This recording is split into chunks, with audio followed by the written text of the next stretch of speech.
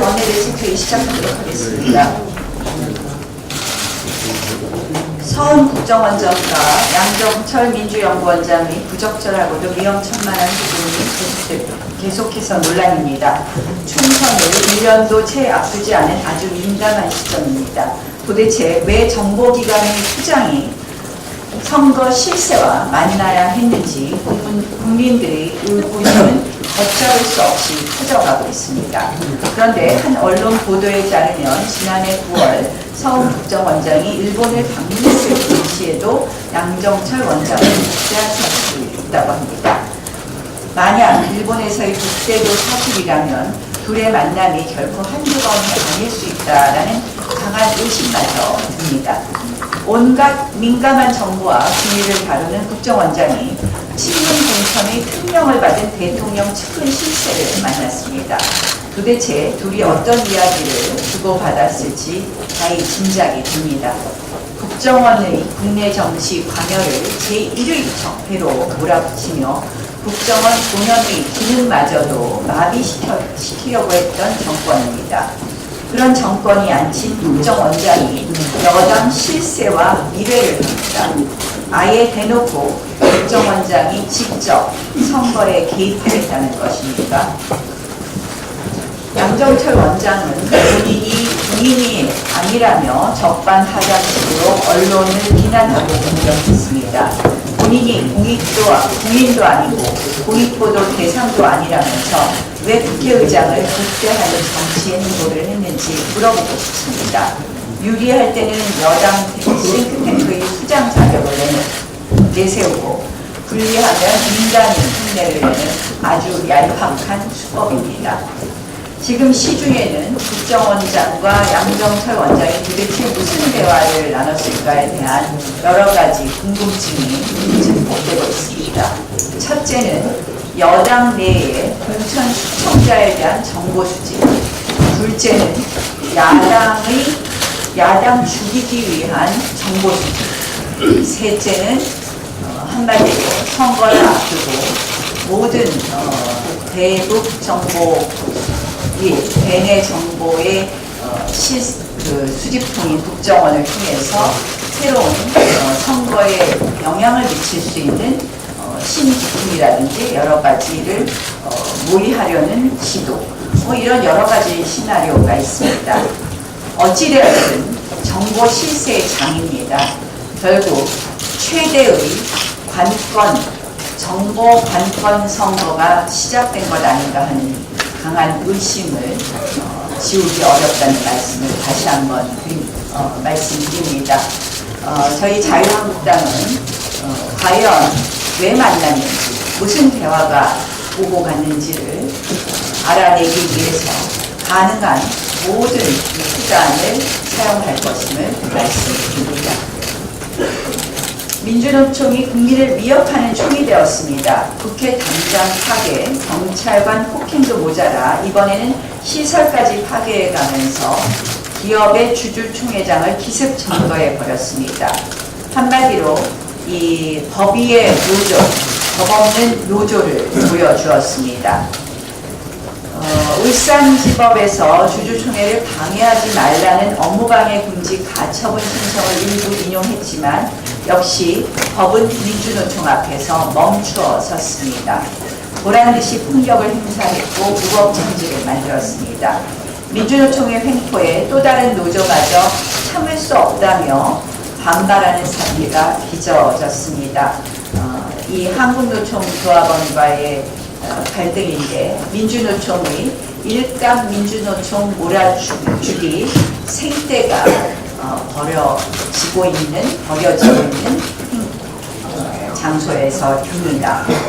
언제까지 우리 산업 현장이 노조 싸움에 휘말려서 생산이 멈추고 막대한 피해를 입어야 하는지 참 답답하다는 말씀을 드리겠습니다. 개혁을 거부하는 수구적 노조 이기주의로 대한민국 경제에 발목을 잡고 있습니다. 법을 무시하고 농락하는 폭력으로 공권력을 무력화하고 국민 안전을 위협하고 있습니다. 국회, 건설 현장, 경찰서, 기업 주주총회장이 모두 민주노총의 린치에 얻어맞고 있습니다. 조폭보다 무서운 민노폭입니다. 대한민국 사회를 아비규환으로 만들고 있습니다. 이제 정부는 민노폭과의 전쟁을 선포해야 될 때입니다. 우리 정부 외교가 얼마 전까지는 왕따 외교라고 말씀을 드렸는데요. 이제는 투명인간 외교로 전락하고 말았습니다. 주변국들이 대한민국 존재를 아예 무시하고 있습니다. 날로 번져가는 무역 갈등, 패권 경제의 소용돌이 속에서 저마다 합종 연행하며 연대를 과시하고 있습니다. 문재인 정부는 그저 북한만 바라보다가 북한마저도 눈길을 주지 않는 고립무원에 빠져버렸습니다. 이 미중 갈등, 여러 이 기업 관련된 기술 갈등부터 시작해서 안보 갈등까지 상당히 미중 갈등이 첨예하게 들이대고 있습니다. 그 가운데 지금 한국은 샌드위치 신세에 전락하고 있습니다. 이럴 때일수록 원칙을 갖고 치열한 외교전을 해야 합니다. 그런데 지금 대한민국의 외교부가 그 역할을 하고 있느냐? 아마 국민 모두 부인하실 겁니다. 지금 강경화 장관이 이끄는 외교부는 해야 될 일은 하지 않고 이 민감한 외교 전쟁의 현장에서 야당 주디기에만 골몰하고 있습니다. 강경화 외교부 장관을 교체하는 것부터 외교부가 바로 서는 그 길일 것입니다.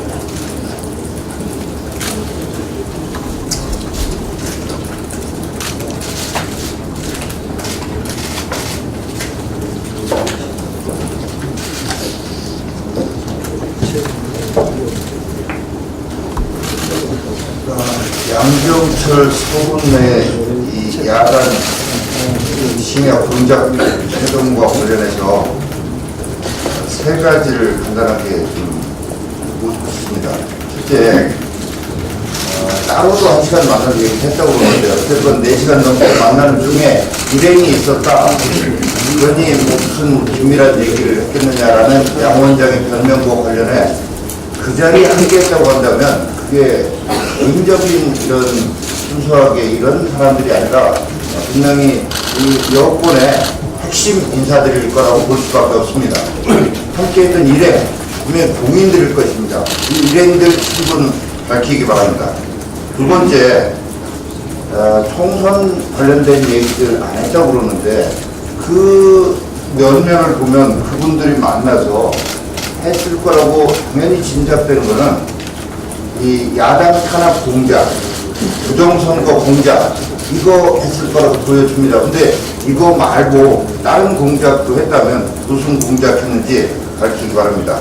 세 번째, 이번에도 청와대는 드릴 말씀 없다면서 왜 대통령 딸 문제, 국정원장 문제 이런 민감한 문제만 나오면 이런 문제 아닐 때 야당 공격하는 문제에서는 민정수석까지 나서서 SNS에 온갖 해괴한 글들 올리고 야당 공격에 청와대가 앞장서면서 청와대와 대통령 조금만 불리한 문제에 대해서는 드릴 말씀 없습니다 라고 하는 이런 뻔뻔한 얘기를 내놓는가. 청와대 입을 열어서 얘기를 어떤 얘기가 됐든 해주기 바랍니다.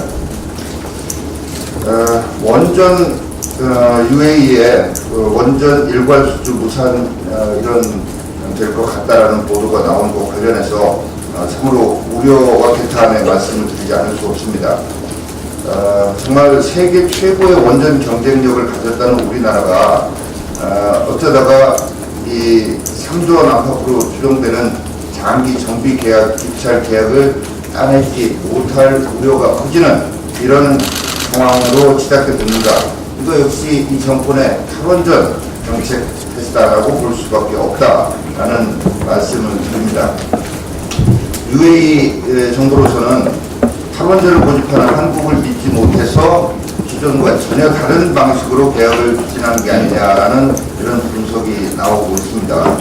지난해 7월 영국 모어사이드 원전 사업권 경쟁 관련해서도 우선 협상 대상자 지위를 우리 한전이 잃어버렸는데 이것도 이 정권의 탈원전 정책과 무관하지 않습니다. 현재 사우디아라비아에서 우리 돈으로 22조 원 들여서 원전 2기를 짓겠다고 해서 우리나라를 도전하고 있는데 이 결과도 좋게 예상할 수가 없습니다. 이거 역시 이 정도의 탈원전 정책과 무관하지 않습니다.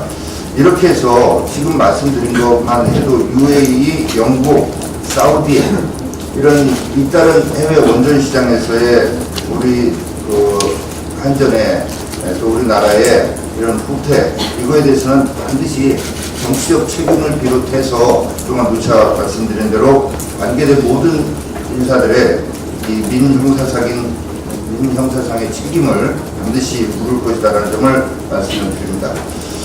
이번 주 당 정책위 주최 토론회 말씀드리겠습니다.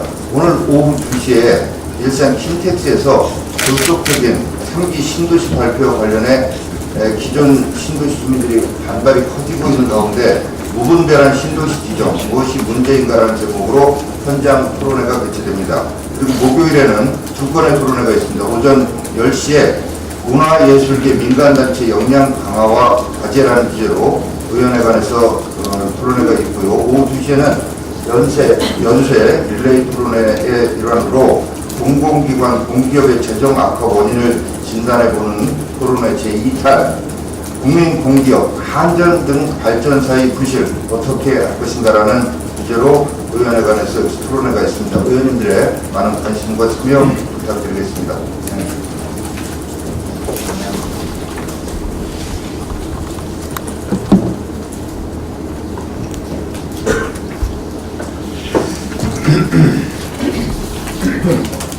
여야 원내대표가 호프 해동을 한 지 1일이 지났습니다. 아침마다 언론인으로부터 국회 정상화에 대한 진척을 묻는 질문에 답변할 내용도 없고 이제 기력도 없습니다. 여당에게 요구합니다. 차라리 국회 하기 싫으면 5월 국회 없고 국회법에 의거한 6월 국회 한다고 선언하십시오. 어떻게 여당이 여당답지 못하고 야당 핑계 대면서 국회를 또 협상을 거부하고 또 국회를 거부하는 일은 저희들 정말 무책임한 여당이다 이런 생각합니다. 그냥 국회 접촉 회피하거나 하지 마시고 그렇게 6월 국회 하자고 그냥 선언하시기 바랍니다. 양정철 민주연구원장과 국정원장 부적절한 접촉에 대해서 저도 한 말씀만 드리겠습니다. 총선 승리에 병참기지가 되겠다고 했습니다. 또 인재 영입도 하겠다고 했습니다. 지금 민주당과 문재인 정부는 모든 노력을 총선 승리에 맞추고 있는 이 시점에 양정철이 국정원장을 만났습니다. 문 대통령은 국정원을 개혁 우선순위로 국내 정치 개입 금지를 약속을 했습니다.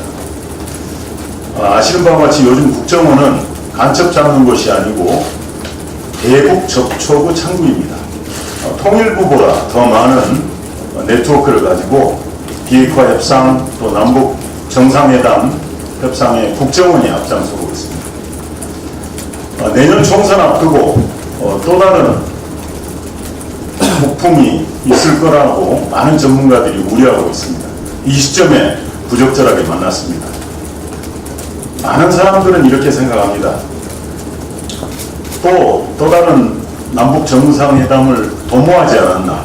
그래서 총선에 영향을 줄 것을 도모하지 않았나 이렇게 생각하고 있습니다. 문재인 대통령은 남북관계를 국내 정치에 이용하지 말아야 한다고 강조했습니다. 대통령 말씀이 옳다고 한다면 대통령은 이 시점에 국정원장의 부적절한 처신에 대해서 책임을 물어야 될 것으로 생각이 됩니다. 그리고 또한 남북관계를 국내 정치에 이용하려 한다는 오해를 벗기 위해서도 대통령의 결단과 또 성 원장은 스스로 말에 책임지는 것을 요청합니다. 외교 공무원의 소위 외교 기밀 누설이라는 문제가 현안이 되고 있습니다. 좀 송구하지만 저는 터질 것이 터졌다고 생각합니다. 이건 단순한 기강회의 문제가 아니고 우리 외교가 당면한 무능외교에 대한 외교부 내부 목소리라고 생각합니다. 이건 미봉책으로 이렇게 막으면 안 된다. 임기 말이 돼가면 이런 현상은 더 되풀이될 것이라고 생각합니다. 우리는 미국과 일본 정상 간의 긴밀한 동맹을 과시하고 또 대북 문제에 대해서 완전한 의견 일치를 보았다는 그 기사를 보면서 부럽기도 하고 또 우리 외교의 고립 외교, 대립 외교, 호주 외교, 무능 외교에 자괴감을 느낍니다. 이런 느낌은 단지 우리 정치권이나 우리 국민뿐만이 아닐 것입니다. 외교 일선에 있는 우리 외교관들도 같은 생각이 들 거라고 생각합니다. 단순하게 자유한국당 강효상 의원과 또 외교관의 그런 기강회의 또 기밀 누설로만 몰고 갈 게 아니고 우리 외교 저는 쇄신해야 된다고 봅니다. 이제 비밀 외교에서 투명한 외교, 이념 외교에서 국익을 위한 외교, 그리고 전환할 때가 됐다고 생각합니다. 현 외교부 장관 취임 이후에 최근에 많은 부끄러운 일들이 발생했습니다. 파나마 국기, 체코슬로바키아 문제, 인도네시아 인사말, 발칸 3국, 구겨진 태극기, 이루 말할 수가 없습니다. 이제 외교 라인을 쇄신해서 외교 정책을 바꾸는 것, 그것이야말로 이런 일들에 대한 재발 방지의 근본책이라는 것을 말씀드립니다. 이은재 의원.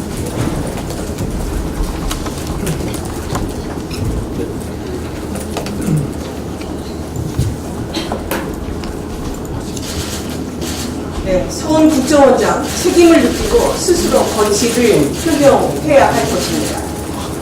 서훈 국정원장이 문재인 대통령의 최측근이자 복심으로 알려진 양정철 민주연구원장과 비공개로 회동한 사실과 관련해서 두 사람이 회동한 모임의 성격, 참석자, 대화 내용, 물론 단순 일회성 회동인지 여부에 대해서 검증이 필요하지만 국가정보를 총괄하는 엄중한 자리인 국정원장이 대통령 측근의 요청에 따라 공개된 장소에서 만난 것은 정보기관장의 자질을 의심케 하는 함량 미달에 대단히 부족한 처신이라는 점을 우선 지적합니다.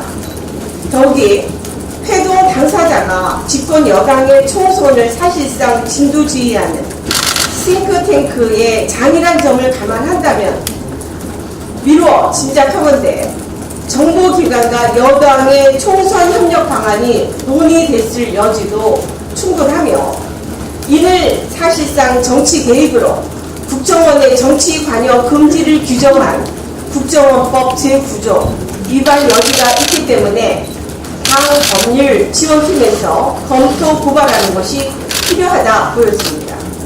이미 서훈 원장의 행태로 청와대와 민주당의 당권 선거 획책하는 의혹이 제기가 되고 있습니다. 이 부분에 대해서는 우리 당과 국민들은 좌시하지 않을 것입니다.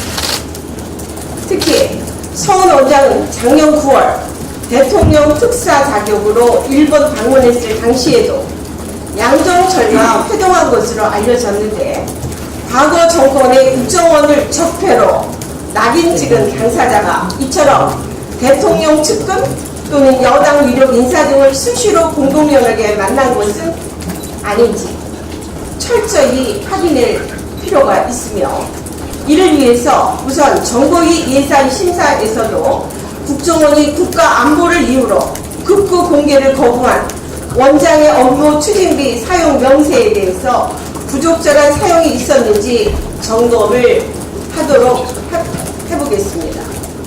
더욱이 이번 만찬 회동은 사적 영역을 이유로 면죄부를 받을 수 없는데, 이는 서훈 원장이 24시간 내내 국가정보기관의 수장으로서 임무를 수행해야 하는 특수한 위치이기 때문입니다.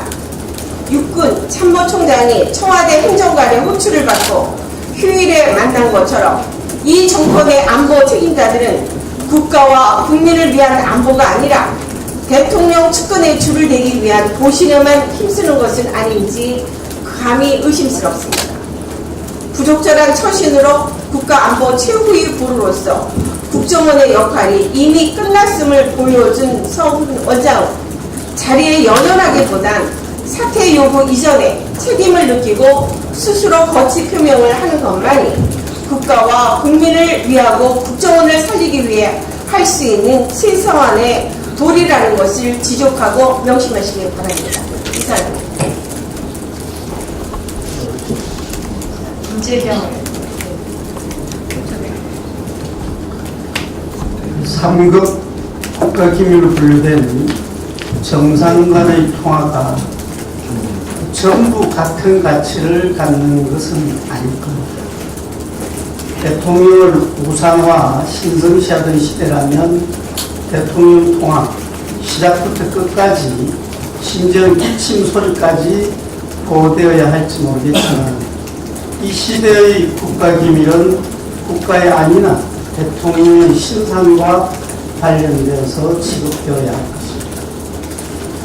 한북미 삼국 간의 정상들 접촉이 어느 때보다도 빈번한 요즘, 우리 대통령이 한국 한번 방문해달라고 제의하고 일본 가는 김에 둘러보는 걸 고려해보겠다는 그 응답이 과연 국민의 알 권리나 여정활동을 무시하고 사법 처리 대상이 되어야 할 만한 국가기밀인지 묻지 않을 수 없습니다.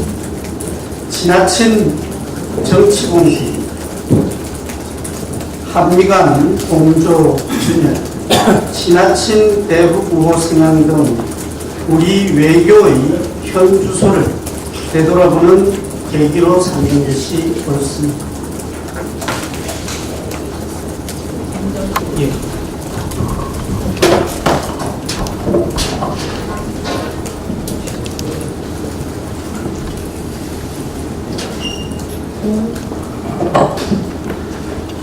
우리가 노무상 의원의 발언과 관련하여 논란이 계속되고 있습니다.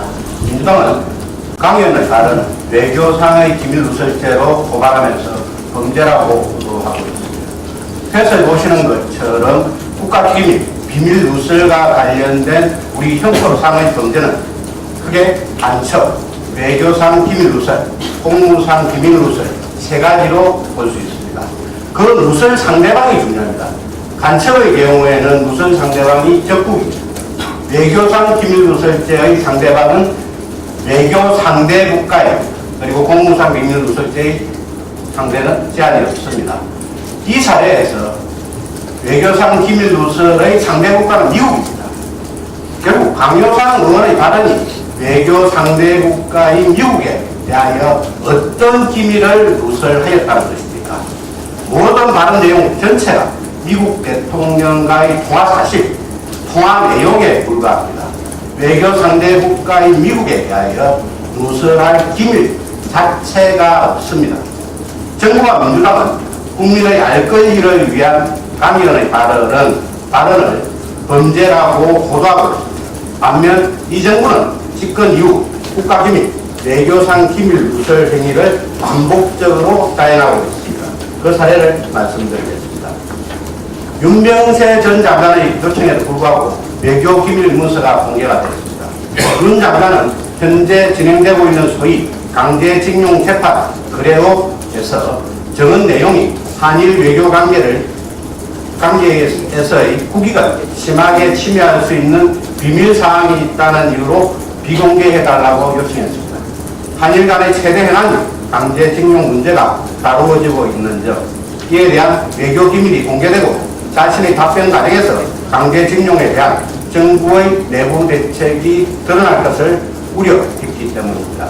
그럼에도 불구하고 재판부와 검찰은 공개로 증언을 강행했습니다. 검찰은 작년 8월 외교부를 압수수색해서 2급 비문 등 외교 기밀 문서를 가져갔고 이걸 재판을 통해서 공개를 한 것입니다.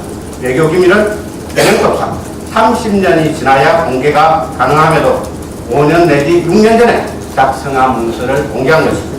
이에 대해서 한일 관계가 최악으로 치닫고 있는 상황에서 검찰과 법원이 정부의 외교 전략을 일본에 알려주고 있다는 평가가 있습니다. 부처마다 설치된 적폐청산 태스크포스가 적폐청산을 구실로 외교 군사기밀을 공개하고 있습니다. 외교부 위안부 TF는 27일 내밀한 외교 문서인 한일 위안부 비공개 합의 부분을 공개를 했습니다. 국방부는 지난 27일 창군일에 처음으로 관심사위원회를 열어서 이거 기사 내용을 말씀드리는 겁니다. 관심사위원회를 열고 사이버사령부의 군사기밀 21건을 전체 또는 부분 공개하기로 의결을 했습니다. 군의 사이버 작전이나 패턴을 북한에 넘겨주는 이전 행위라는 비판이 있습니다. 라는 기사도 있습니다. 국가정보원 적폐청산 TF는 민간위원이 비밀 취급 자격과 경험이 없는 상태에서 국가기밀을 다루었습니다. 한반도 인권과 통일을 위한 변호사 모임은 국정원 TF 위원들, 특히 비밀 취급의 경험과 훈련이 없는 민간위원들은 국가기밀을 취급할 자격이 없다고 주장했습니다. 그럼에도 성 국정원장은 TF팀을 통해서 국정원 메인 서버에 보관되고 있는 국가기밀을 국정원 계획위에 제공하게 함으로써 국가정보원 직원법 17조 제1항의 직무상 비밀 누설 금지 의무, 형법 127조의 공무상 비밀 누설 금지 의무를 위반했다고 성 국정원장은 고발한 사례도 있습니다. 문재인 정부는 강용상 의원에 대한 고발을 취소하고 자신들의 외교기밀, 국가기밀 누설 행위를 부터 반성하고 중단해야 됩니다. 이상입니다. 다음은 백승주 의원님.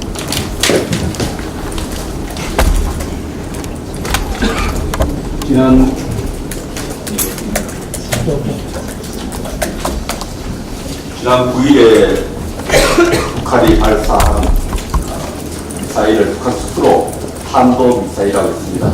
대통령이 말씀하신 탄도미사일도 아니고 국방부가 발사한 이상 발사체가 아니라 탄도미사일이라고 스스로 북한이 시인했습니다. 북한 내무성 대변인은 볼턴이 우리 군대의 정상적인 군사훈련을 유엔 안보리 결의 이바해갖고 걸보던데 정도리하고 무식하다. 무엇이든 발사하면 탄도를 날아가기 마련이다. 사거리를 논하는 것도 아니라 탄도 기술 이용 발사 자체라고 이렇게 이야기를 했습니다. 우리 국방부는 5월 9일에 발사 북한의 미사일의 실체에 대해서 아직도 실체 구명 결과를 발표하고 있지 않습니다. 저는 특히 트럼프 대통령의 대선 전략, 외교 전략의 제스처 뒤에 숨어서 북한의 탄도미사일이 될 거 아니라는 그 인식을 개탄합니다. 국방부 장관과 국방당국은 북한의 빠른 미사일 기술 개발의 의미를, 군사적 의미는 전술력을 실제 사용하려는 훈련인 것을 인식하고 중대 선언하고 남북 군사 합의서 폐기 선언에 적극 검토해야 한다고 생각합니다. 북한 당국이 볼턴에게 정말 무식하다는 이런 얘기를 했는데 우리 국민 대다수가 탄도미사일 보고 탄도미사일 하지 못한 국방을 보고 무식하다 이런 생각을 가지고 있다는 점을 유의하기 바랍니다. 이미자 의원님 요청까지.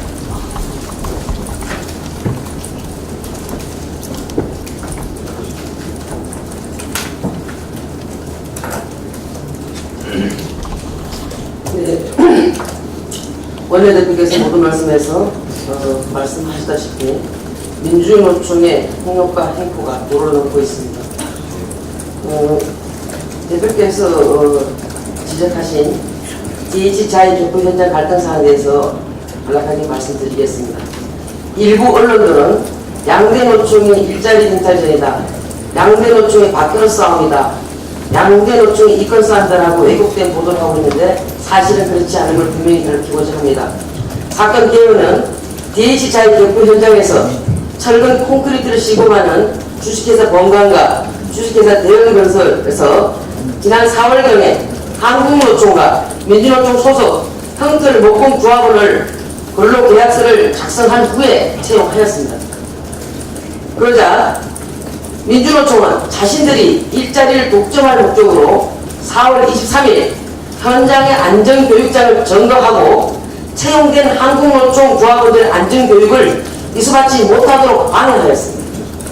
그럼에도 불구하고 한국노총 조합원들이 안전교육을 이수받고 5월 9일날 출근하자 민주노총은 다시 현장 정문을 봉쇄하여 한국노총 조합원들의 출근을 절제하게 됩니다. 이걸 보다 못해 한국노총 조합원들은 보름이 넘게 민주노총과 경찰에 의해서 출근을 저지당하자 한국노총 김모 조합원이 5월 27일 새벽 2시에 극기한 카프레인 정부부의 고공농성에 돌입하게 됩니다. 정말 해도 너무합니다.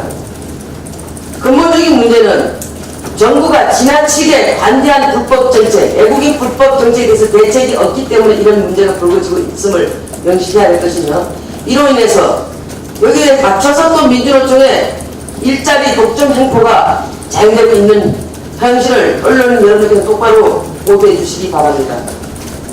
이처럼 민주노총의 점령당한 건설 현장은 가뜩이나 일감도 부족한데 민주노총의 막강한 힘으로서 이렇게 자신들의 조합원만으로 고용하던 힘으로 밀어붙이고 있는 게 사실입니다. 하물며 건설 현장은 미세먼지, 폭염, 한파로 실제로 일할 수 있는 날도 얼마 되지 않은데 이렇게 맑은 날씨에도 민주노총 때문에 일도 못하고 있습니다.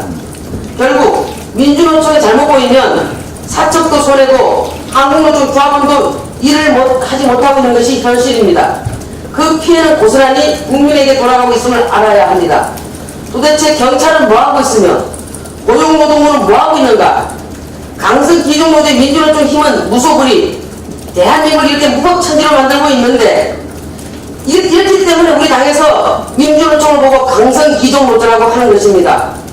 민주노총은 폭력 면허도 있는 것입니까?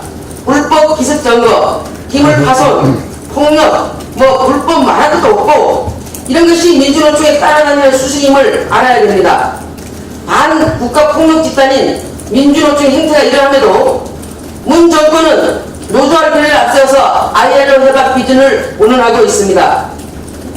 문 정부는 법인에 군림하는 민주노총의 눈치를 보아보고 민주노총에 엄정하게 결정하길 바라면서 민주노총과 문정부에 경고합니다. 대한민국 국민은 민주노총의 행태를 지켜보고 있다는 것을 똑바로 알기 바랍니다. 우리 이채규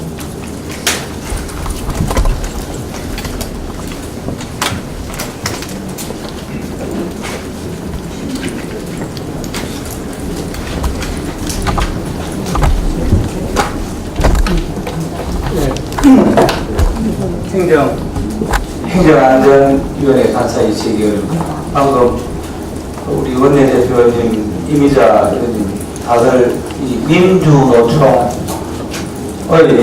여러 가지 문제, 경찰 공무원 여러 문제를 지적을 했습니다만 오늘 오후 3시에 저와 자유한국당 행정안전위원회 위원은 3시에 경찰청을 항의 방문합니다.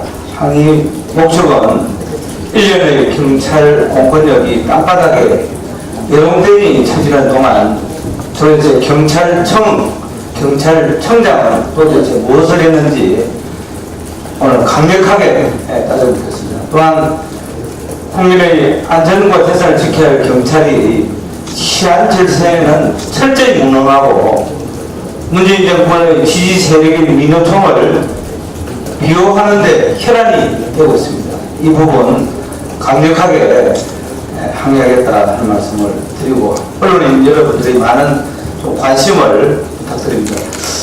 간단하게 한 말씀만 더 드리겠습니다. 강원도 고성 산불 원인을 정부는 분명히 밝혀야 합니다.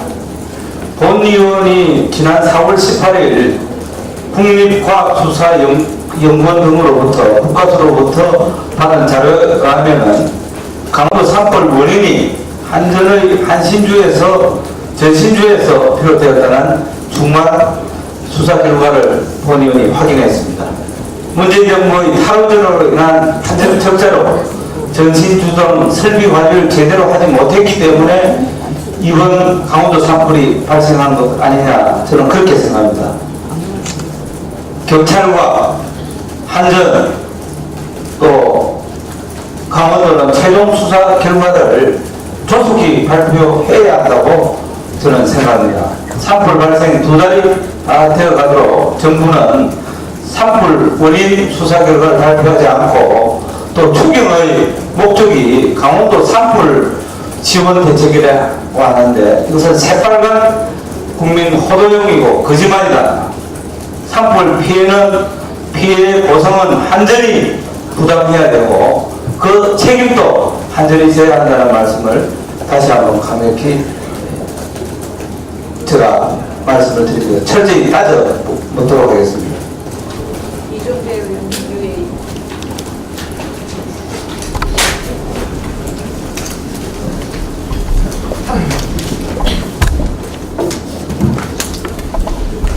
앞서 정책의장께서 말씀하셨지만 원전 수출 문제에 대해서 덧붙여서 좀 말씀을 드리겠습니다.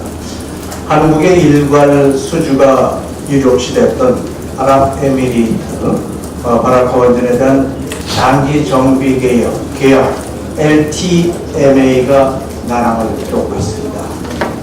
산업부와 원전업계에 따르면 원전 운영사인 나와가 당초 10년에서 15년으로 잡은 LTMA 기간을 3년에서 5년 단위로 쪼개고 그것도 한국, 미국, 영국 등 3개사에 배분하는 방안을 추진 중이라고 합니다.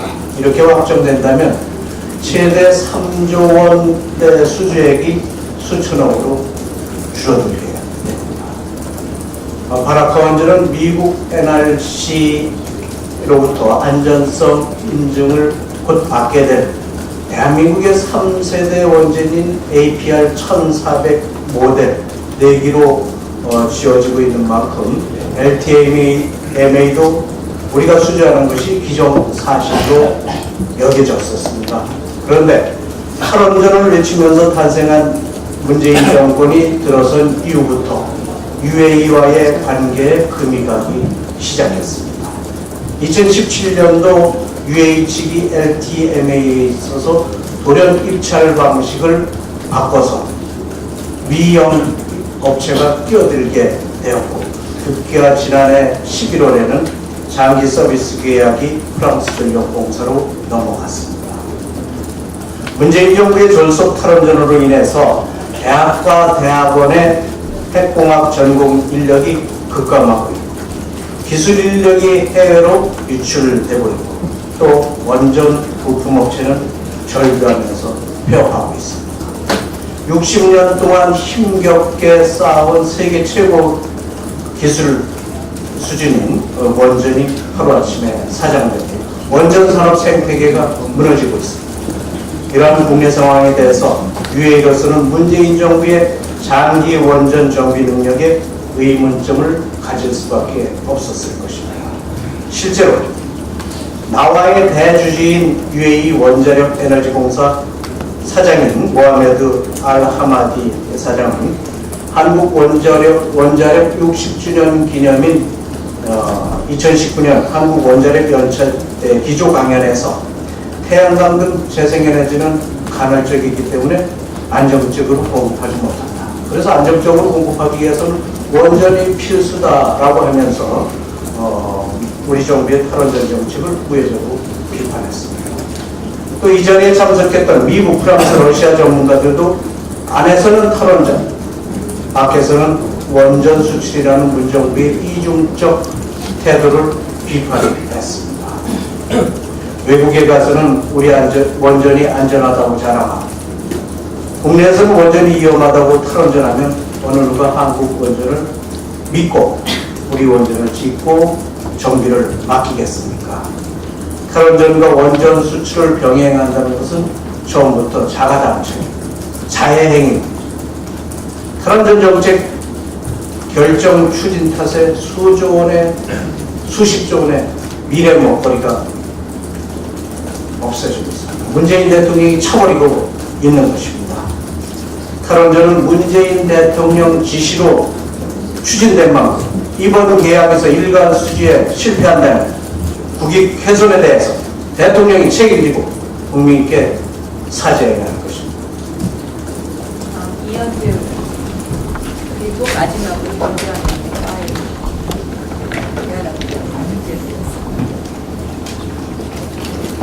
예, 송태규 위원장입니다. 경제는 신이라고 합니다. 문재인 정부 최저임금을 인상을 통해서 저소득층 소득을 향상하겠다는 소득주도 성장이 실패가 곳곳에서 나타나고 있습니다. 최저임금을 대폭 인상한 문재인 정부에서 오히려 저소득층의 소득이 계속 마이너스 행진을 하고 있습니다. 지난 27일 통계청이 발표한 통계에서 보듯이 하위 20%의 소득이 1년 전보다 2.5% 감소해서 2003년 통계 작성 이후 최장기간 5분기 연속 마이너스를 기록하고 있고 가처분 수급도 10년 만에 감소한 통계가 발표된 바 있습니다. 고용도 마찬가지입니다.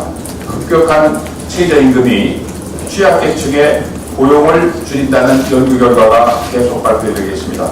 대외경제정책연구원이 27일 발표한 소득주도 성장 관련 유럽 및 미국의 정책사료 연구에서도 25세에서 24세, 65세 이상의 연령대의 고용률이 25세에서 64세의 고용률보다 최저임금 인상을 더 많이 받는 것으로 나타나고 있습니다. 지난 2년간 소득주도 성장 실험은 결국 소득 참사로 이어졌고 누가 봐도 문재인 정부의 실험은 실패한 것이 자명한 상황인 것입니다. 경제 성장률도 보면은 OECD에서마저 계속 하향 조정하고 있습니다. 지난 3월에 2.6, 5월에는 2.4%, 두 달 만에 한국 경제 성장률을 계속 하향 조정하고 있습니다. 이미 노무라 연구소에서도 1.8%까지 전망한 바 있습니다. 이러한 이유로 OECD는 2019년 경제 전망에서 한국이 해결해야 될 핵심 과제로 생산성 향상을 꼽고 있습니다. 최저임금 인상은 생산성이 함께 고려되어야 합니다. 2018년부터 2년 연속 최저임금을 30% 가까이 인상했는데 노동 생산성은 별로 늘어나지 않고 감안하지도 않았습니다. 과거에는 낮은 생산성을 장시간 노동으로 보완했는데 주 52시간 근무가 도입되면서 또한 생산 가능 인구 감소로 옛날 방식으로는 하기 힘들게 됐습니다.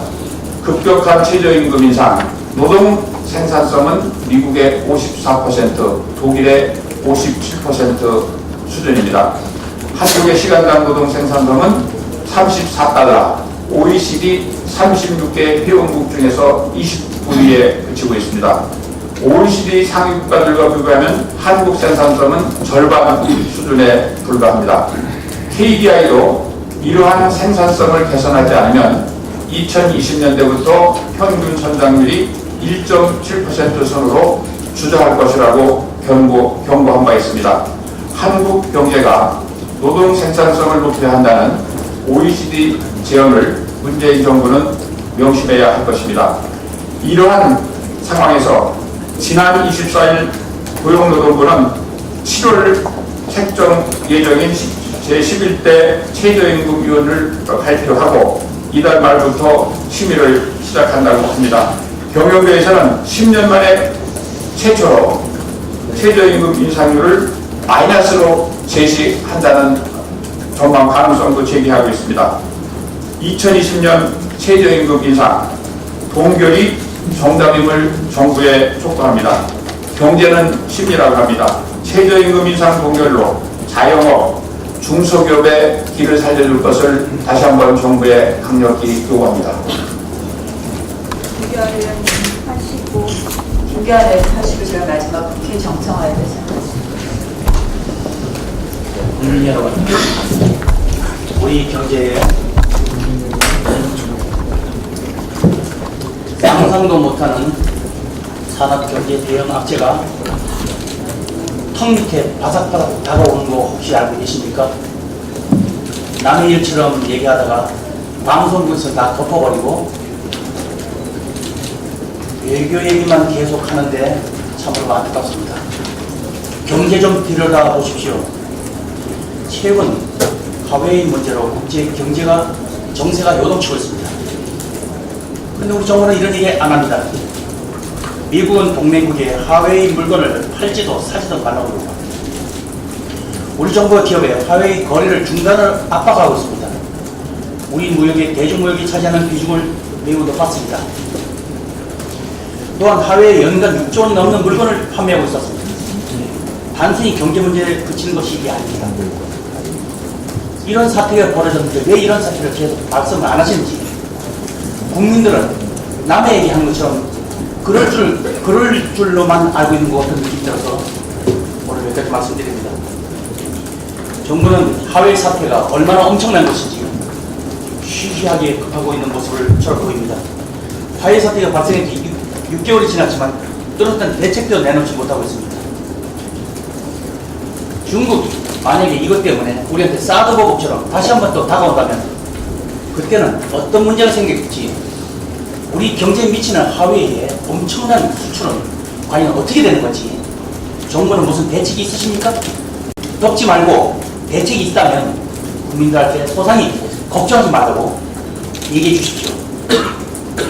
지난해 대이란 제재 사태 당시 한국이 제재 예외 인정을 받은 경험이 있습니다. 우리는 그 경험을 활용해야만 합니다. 그때도 이란과 거래한다는 이유로 미국으로부터 제재를 받을 수 있는 상황이었습니다. 그러나 외교를 발휘하면 제재 예외 조치를 받을 수가 있었습니다. 준비하고 계십니까? 만약에 예를 들어서 우리 수출이 무조건 다 엄청난 중단된다면 그때는 어떤 대책을 가지시렵니까? 강효상 의원의 얘기를 끊을 게 아니라 하웨이 수출이 어떻게 되는지 그 얘기를 좀 하셨으면 좋겠습니다. 하웨이 사태는 미중 간 경제 전쟁, 패권 전쟁으로 비화되고 있습니다. 한국은 고래 싸움이 낀 새우 시세가 되고 있습니다. 사태 잠잠 해지기만 기다릴 수는 없습니다. 향후 하웨이 사태는 계속 반복될 것입니다. 국민과 기업이 관심을 지킬 수 있도록 어떤 강구책 대책이 필요합니다. 보다 능동적이고 적극적인 경제 외교가 필요합니다. 외교부 장관님 어떤 대책을 갖고 계신지 이 기회에 한번 밝혀보십시오. 이상입니다.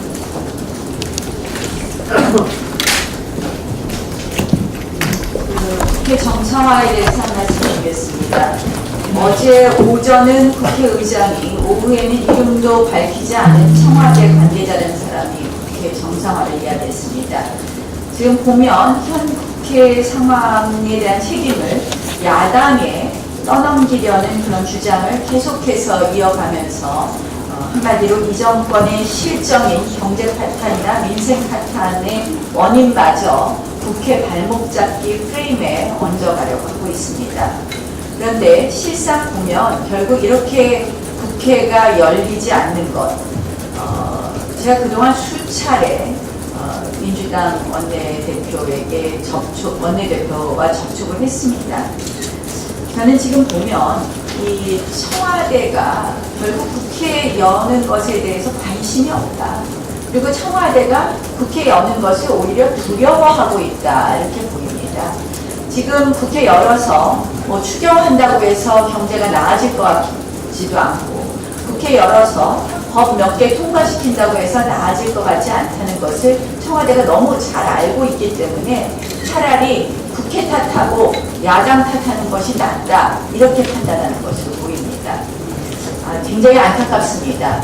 이 국회 정상화를 방해하는 청와대가 있는 한 국회 정상화 굉장히 어려울 것 같습니다. 청와대는 더 이상 국회 위에 또 여당 위에 군림하려는 자세를 거둬주시기 바랍니다. 무엇보다도 지금 민생 챙기기 위해서 국회 정상화 이야기를 하는데 실질적으로 청와대의 반대 이 부분에 대해서 청와대가 걷어줘야 된다는 말씀을 드리면서 이 국회가 파탄난 모든 원인은 패스트트랙 강행인데요. 여기에 관련돼서 각종 여론조사가 보여주고 있습니다. 이 국회의원 정수 늘리는 것에 대해서는 반대가 72%입니다. 그러나 우리 당 안처럼 지역구 의석수 국회의원 정수 줄이는 이 한국당 안에 대해서는 찬성이 60%입니다.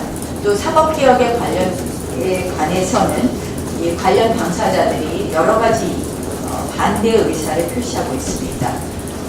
이 국회 정상화를 위해서 패스트트랙을 철회하는 것 그리고 민주당과 청와대 관계가 정상화하는 것 이것이 그 시작이라는 말씀을 다시 한번 드립니다.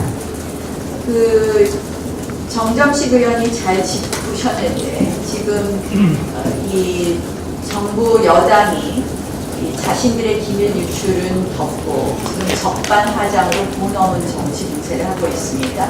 돈을 외교하는 당장간 교체해 주실 것을 말씀드립니다.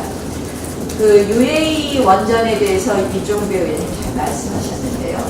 그래서 저희가 지난번에 원내 지도부가 UAE를 방문하려고 계획했었던 것입니다. 제가 조금 설명을 드리면 이 바라카 원전은 사실상 우리가 설치하는 사업을 다 했기 때문에 당연히 장기 정비 계약은 우리가 당연히 수의 계약으로 받아야 되는 것이었습니다. 그런데 작년에 UAE에서 이걸 갖다 입찰로 바꿨습니다. 굉장히 우려되는 상황이라서 이 야당이 할 수 있는 외교가 뭡니까? 지금 여당이 탈원전을 강력히 주장하고 있기 때문에 UAE가 꺼려하는 것을 야당은 탈원전에 대해서 반대하고 있다. 이렇게 함으로써 대한민국에서 이 원전에 대한 산업을 계속 키워갈 수 있는 가능성을 보여주는 것이 우리 국익에 도움이 되는 것입니다. 그렇게 해서 지난번에 원내 지도부가 UAE를 방문해서 이 부분에 대해서 바라카 원전을 방문하여 우리 국내의 탈원전의 원전 산업에 대한 의지를 보여주려고 저희가 가려고 했는데 그때 굉장히 안타까운 것이 국회의장실에서 한마디로 우리의 이 UAE 방문을 외유 방문쯤이나로 치부하는 그러한 또 언론 플레이를 한 것에 대해서 굉장히 안타깝게 생각합니다. 지금 국회 사무처 우리 패스트트랙 과정에서 뿐만 아니라 지금 야당에 대해서 이렇게 돈 없게 정치 공세하고 야당에 대해서 틈만 나면 공격하는 국회의장과 국회 사무처에 대해서 다시 한번 경고합니다. 이런 식으로 국회 운영하는데 계속된다면 우리는 국회의장이 하는 일체의 여러 가지에 대해서 협조할 수 없음을 다시 한번 말씀드립니다. 기본대로 하겠습니다.